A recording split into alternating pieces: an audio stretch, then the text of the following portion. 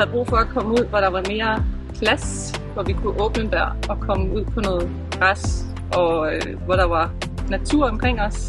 I Tølløse, der har vi masser af handlemuligheder og masser af skoler og institutioner og dagplejemuligheder lige rundt om hjørnet. Og det er tæt på stationen, så for os så var det et hotspot midt i det hele, og stadigvæk ude, hvor der var luft og højt til loftet.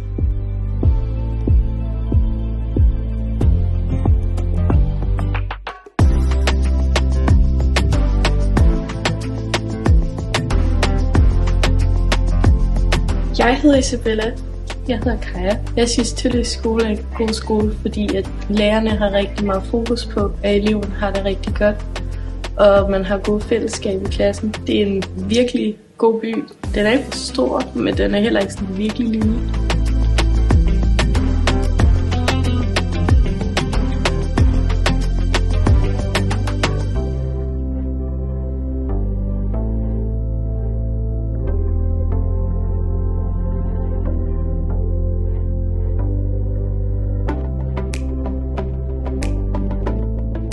Jeg hedder Jesper Henriksen, og jeg er næstformand i Fællesskab Tølløse.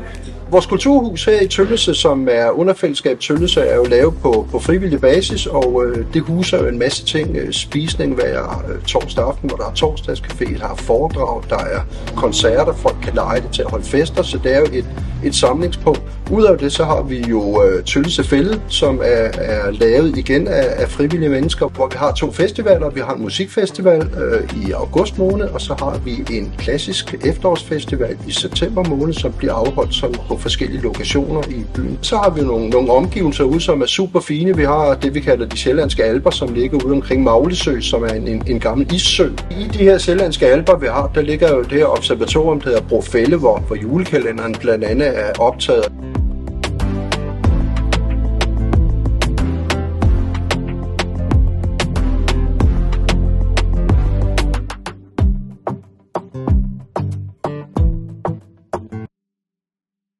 Jamen afslutningsvis så er Tølløse en by, hvor der er rigtig meget fællesskab, der er rigtig mange frivillige, der deltager i alle de her ting, der sker i byen i forhold til at slå græs og ordne udeområderne og være med til at servere og stille op, når vi har koncerter, når vi har teater og hvad der ellers er af kulturelle aktiviteter her i Kulturhuset nr. 1.